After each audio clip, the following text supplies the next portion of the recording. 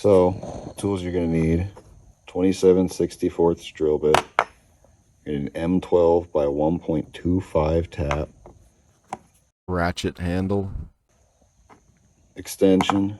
This is a special socket for a tap. I tried to get a normal tap handle in there and it did not fit, so we went that route.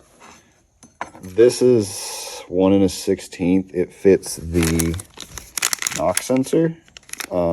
It may be a different size with your knock sensor. I won't guarantee that. And then depinning tool. If you're going to depin them, you could also cut and splice if you want. PB blaster, so when you're drilling and tapping, you don't overheat everything and get it all too hot. Drill. So you're going to find your appropriate depinning tool if you've never done this before that fits in the slot right here. These connectors, Toyota connectors, whatever. It's going to be a little lock tab right here. You're going to pull this guy out. Keep track of it. Then you're going to take your depinning tool, stick it in here, and push.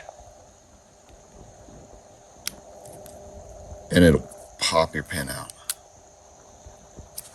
And then to reinstall it, you'll stick your pin back in there and push it back into place.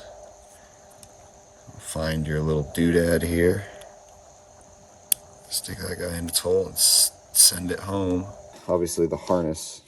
On the harness, you're going to lop the two ends off, tie them together. The grounding that's around it, you'll see it's a white cable with a black sheathing. The outside wire, do not connect it to the sensor wire. Just heat shrink it out of the way. Connect those two together and run them to one connector. So the factory knock sensors are way down there in the valley under the intake manifold, which the harness that comes up out of there is this guy right here. It's a fairly decently big job, which is why a lot of people will just do the bypass like this. But yeah, you'll unclip it right here. You will clip the harness that you make in right here and then snake it up through here over the intake right into here, whereas we will be drilling the hole to tap the new sensor into. You get a vacuum to vacuum up your shavings as you drill as well.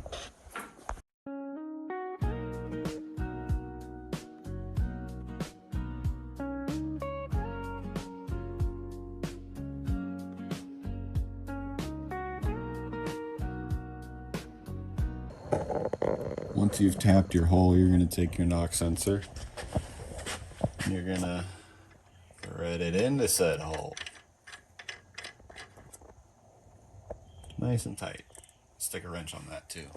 Not too tight. It is aluminum. You can break the crap out of that. Next, you're going to come in here and you're going to get to your knock sensor harness.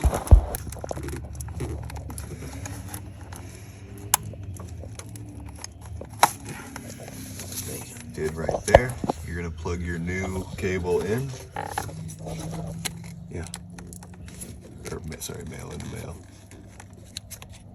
Once that's clipped in place, it is sometimes really annoying. It was really annoying for us just now. You're gonna run your cabling. I like to run mine under the factory cowl, so you can't really see it until it pops out. And then run your new cable over to your new sensor. Plug your new sensor in, and then you'll clear your code.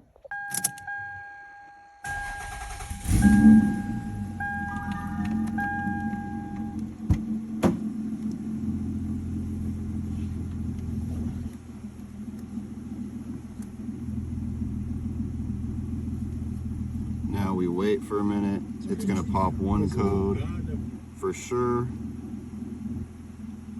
Just, yep, there's that one. We scan it, codes. That's my normal code. Now we'll have to go drive it to see if it comes back.